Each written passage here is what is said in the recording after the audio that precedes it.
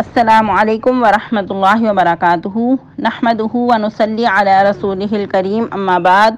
امید کرتے ہیں آپ تمام سسٹرز خیر و عافیت سے ہوں گی اور ایمان کی بہترین حالت میں ہوں گی۔ اللہ رب العزت سے دعا ہے آپ کی طرف ہر بڑھنے والا شر خیر میں بدل دے، آمین آمین۔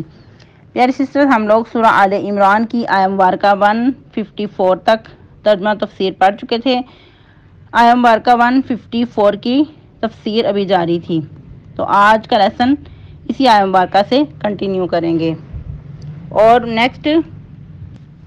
مزید آیہ مبارکہ 155 تک ٹرانسلیشن کا لیسن پڑھیں گے۔ تو آئیے لیسن سٹارٹ کرتے ہیں۔ ربی اشرح لی صدری ویسر لی امری واحلل عقدۃ من لسانی یفقہوا قولی اللہم بارک لنا فی اوقاتنا اللہم فقہنا فی الدین اللہم انی اسألک الہدی والتقی والعفاف والغنی اللہم الہمنی رشدی واعذنی من شر نفسی۔ اعوذ باللہ من الشیطان الرجیم، بسم اللہ الرحمن الرحیم۔ ان الذین تولوا منکم یوم التقى الجمعان انما استزلهم الشیطان ببعض ما کسبوا ولقد عفا اللہ عنہم ان اللہ غفور حلیم۔ ٹرانسلیشن: ان الذین، بے شک وہ لوگ، تولوا جو منہ موڑ گئے، منکم تم میں سے، یوم التقى الجمعان اس دن جس دن دو جماعتیں آمنے سامنے ہوئیں، انما استزلهم الشیطان بے شک پھسلا دیا ان کو شیطان نے، ببعض ما کسبوا بعض اس سے جو کچھ انہوں نے کمایا، ولقد عفا اللہ عنہم اور البتہ تحقیق معاف کر دیا اللہ نے ان کو، ان اللہ غفور حلیم بے شک اللہ تعالیٰ بخشنے والے تحمل مزاج ہیں۔ تفسیر آیہ مبارکہ 154 سے۔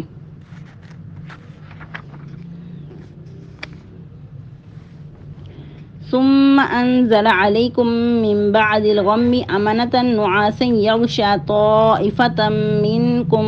وطائفة قد احمتهم انفسهم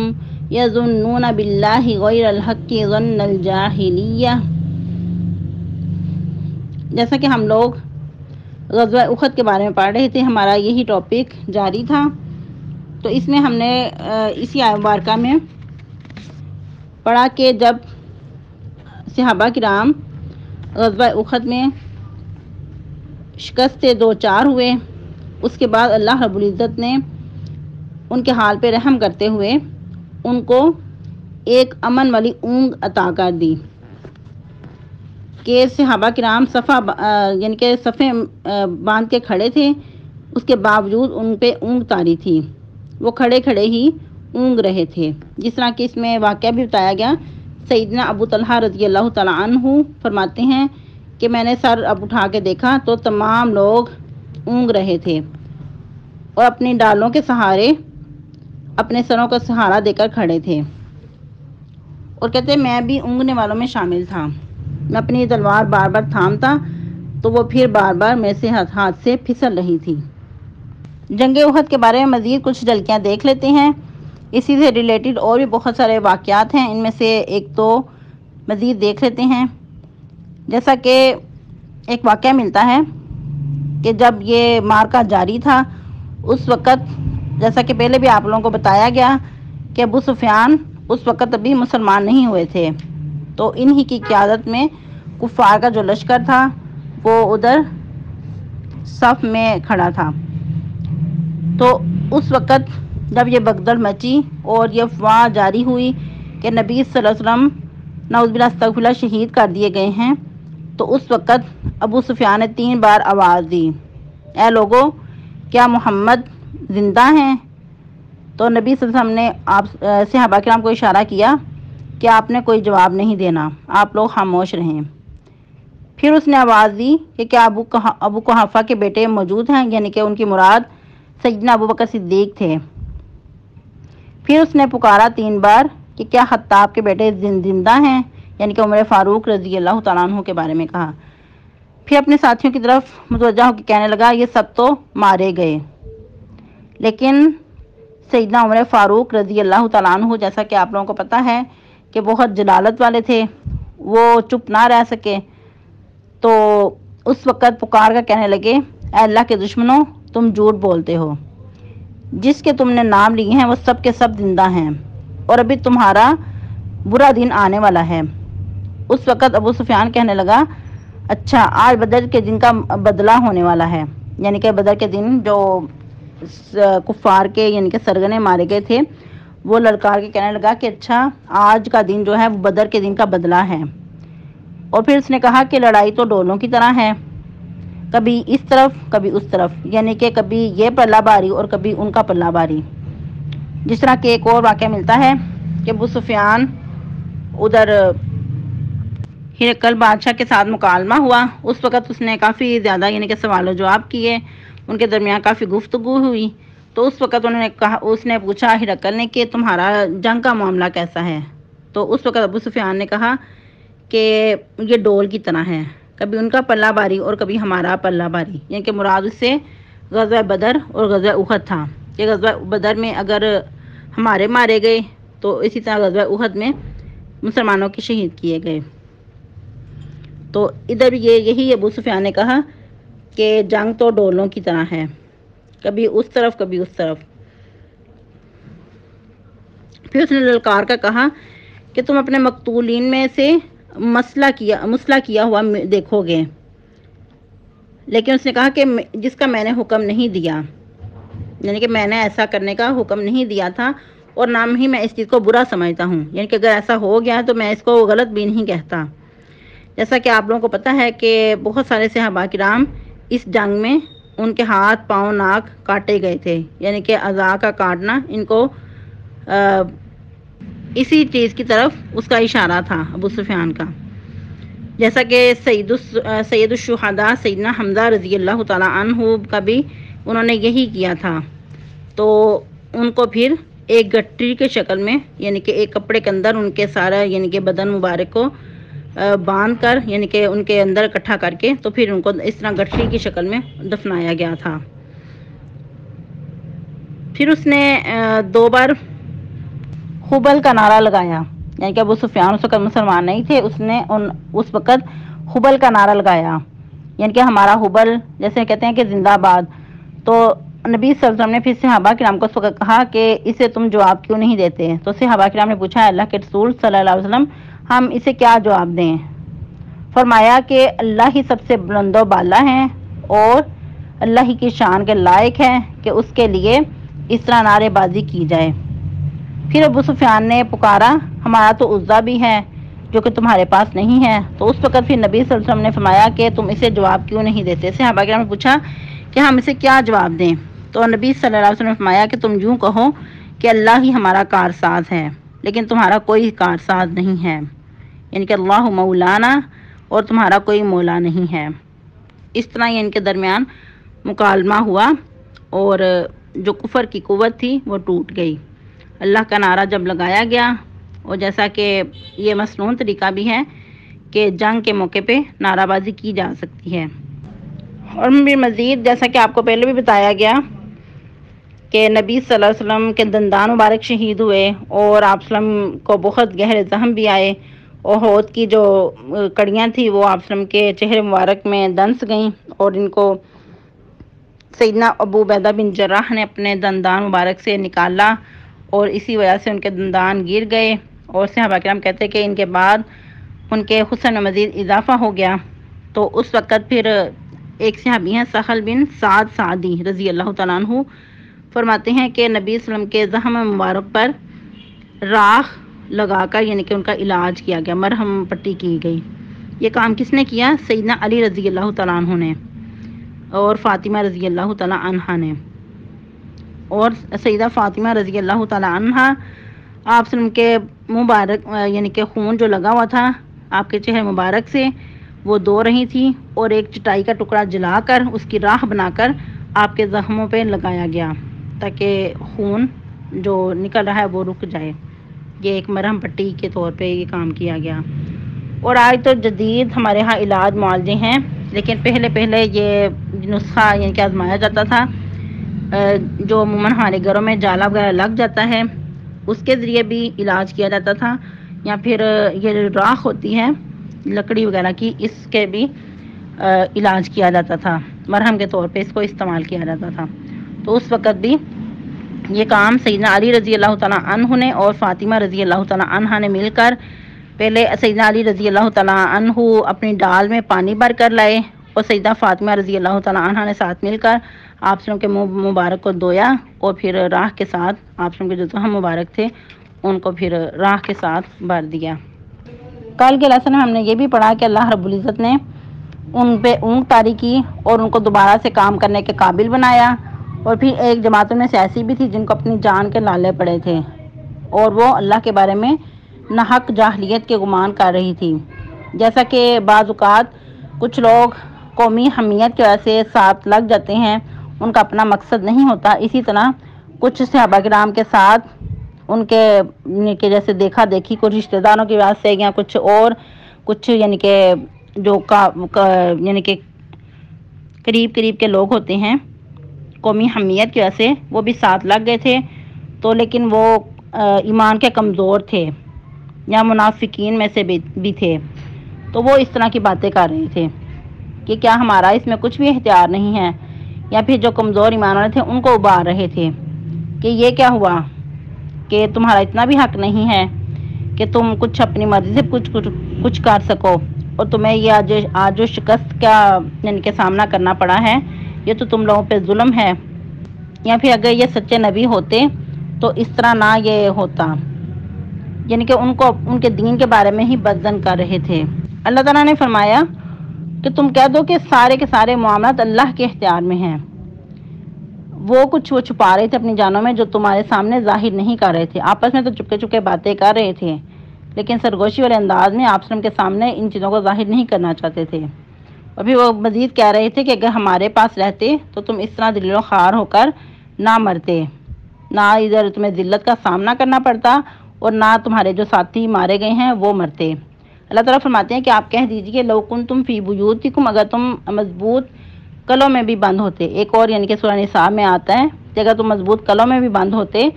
تو وہ خود ہی نکل کر اپنے قتل گاہوں کی طرف آ جاتے۔ ادھر بھی اللہ تعالیٰ یہی فرما رہے ہیں کہ اگر تم اپنے گھروں میں بھی ہوتے تو البتہ وہ جو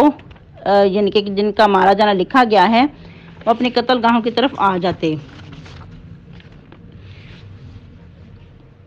یعنی کہ یہ تقدیر کے فیصلے ہیں اور انسان کو تقدیر کے فیصلوں پہ راضی رہنا چاہیے۔ اللہ تعالیٰ فرماتے ہیں کہ یہ بہت بڑے امتحان میں ڈال کر مقصد کیا تھا کہ کھوٹے اور کھرے کو الگ کرنا، یعنی کہ جو کمزور ایمان والے ہیں ان کو الگ کرنا، جو نفاق کے مارے ہیں ان کو بھی یعنی کہ سامنے کر دینا، ان کا نفاق بھی کھل کر سامنے آ جائے، اور جو پکے سچے مومن ہیں جو اپنی جانوں کو واقعی اللہ کی راہ میں لگانے والے ہیں ان کو اللہ تعالیٰ مزید اپنے کام کے لیے چن لے۔ اللہ تعالیٰ اس آزمائش کی گھڑی میں ڈال کر سب کو نکھیر کر الگ الگ کرنا چاہتے تھے، ورنہ اللہ تعالیٰ تو انسان کے سینوں کے جو اندر ہے چھپا سینوں کے بیدوں سے بھی واقف ہیں۔ اللہ تعالیٰ کو تو سب معلوم ہے کہ میرا بندہ کیا کیا کچھ کرنے کے قابل ہے اور کتنا ایمان میں پختہ ہے اور کس کے دل میں نفاق چھپا ہوا ہے، کون اللہ کے لیے کر رہا ہے اور کون ریاکاری کے لیے کر رہا ہے، دوسروں کے دکھانے کے لیے یا صرف مال غنیمت اکٹھا کرنے کے لیے۔ پھر مزید اللہ رب العزت فرما رہے ہیں بے شک وہ لوگ جو پھر گئے تم میں سے جس دن دو جماعتیں آمنے سامنے ہوئی تھیں، یہ کس وجہ سے تھا کہ ان کو شیطان نے پھسلا دیا ان کے بعض اعمال کی وجہ سے، جو انہوں نے اپنے ہاتھوں سے کمایا تھا اس وجہ سے، اور پھر اللہ تعالیٰ نے مزید ان کو معاف کر دیا، یعنی کہ اللہ تعالیٰ نے ان کی غلطی پہ ان کو معاف کر دیا، یعنی کہ معافی کا عام اعلان کر دیا۔ بے شک اللہ تعالیٰ بہت ہی زیادہ بخشنے والے اور تحمل مزاج ہیں۔ یعنی کہ اللہ تعالیٰ فرما رہے ہیں کہ ان کا اس طرح پھسل جانا ان کے اپنے ہی کچھ کمزوریوں کی وجہ سے تھا، ورنہ اگر یہ مضبوط قدموں پہ ہوتے تو شیطان کا اس طرح ان پہ حملہ نہیں ہوتا۔ جس طرح کہ جب انسان نیکی کرتا ہے تو اس کو مزید نیکی کرنے کا موقع ملتا ہے،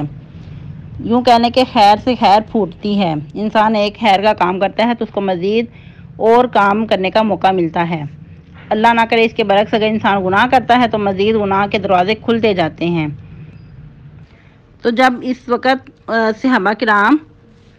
غلطی کا شکار ہوئے، درا چھوڑ دیا اور تتر بتر ہو گئے، بکھر گئے، تو اس وقت کچھ صحابہ کرام کے علاوہ سب آپ صلی اللہ علیہ وسلم کو بھی چھوڑ کر بھاگ گئے، اور ان میں سے سرفرست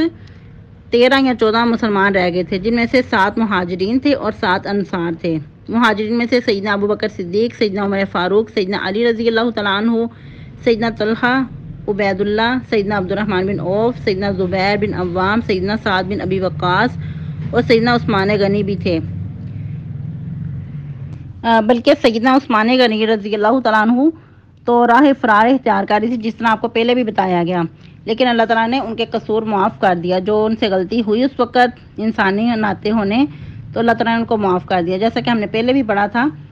کہ جب انہوں نے غزوہ تبوک میں بہت سارا ان کے مال اللہ کی راہ میں خرچ کیا تو کہا کہ اللہ نے تمہارا یعنی کہ قصور جو بھی تم سے ہو جائے تو اللہ نے تمہیں اس پہ کوئی مواخذہ نہیں کرنا، تم جنتی ہو، اگر تم سے کوئی غلطی ہو بھی جاتی ہے تو اس پہ مواخذہ نہیں ہے۔ چاہے عثمان آج کے بعد کوئی نہ بھی یعنی کہ نیکی کرے تو عثمان پھر بھی یعنی کہ جنتی ہے۔ تو یہ یعنی کہ عثمان غنی رضی اللہ تعالیٰ کی بار بار جو سعادت تھی صحابت کی، تو اللہ رب العزت نے ان کو اس کے بدلے میں یہ قصور بھی ان کا معاف کر دیا۔ اس لیے ہمیں حق نہیں بنتا کہ ہم ان کے بارے میں ایک لفظ بھی کہیں، ہم تو ان کی پاؤں کے ہاتھ کے برابر بھی نہیں ہیں۔ پھر بہت سارے صحابہ کرام کی بھی مثال ملتی ہے کہ انہوں نے آپ صلی اللہ علیہ وسلم پہ اپنی جانیں نچھاور کی۔ ویسے تو سب ہی صحابہ کرام آپ صلی اللہ علیہ وسلم پہ جانیں نچھاور کرنے کے تیار رہتے تھے، لیکن جیسا کہ اس وقت غلطی ہوئی اور بگدڑ مچ گئی، صحابہ کرام کو سمجھ نہیں آ رہی تھی کیا کریں، کس طرف بھاگیں اور کیا کریں، اور سب سے بڑھ کے جو صدمے سے 2-4 تھے کہ آپ صلی اللہ علیہ وسلم کی جو شہادت کی افواہ پھیل گئی، تو اس سے زیادہ پریشان ہو کر بگدڑ مزید ان کے درمیان مچ گئی۔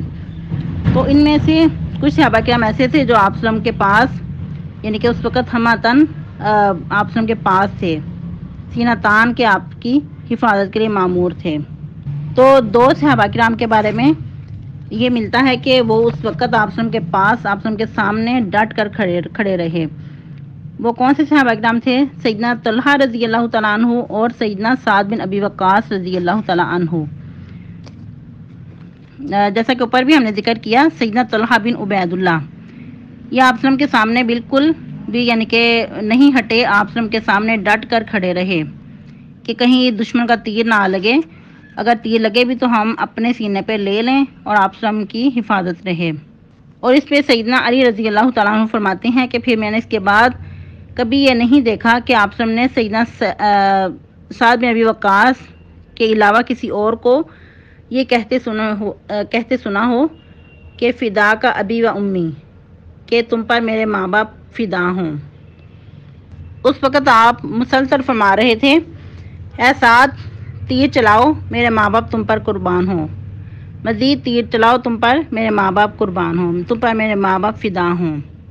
اسی طرح سیدنا طلحہ بن عبید اللہ بھی آپ کے سامنے ڈٹ کر کھڑے رہے،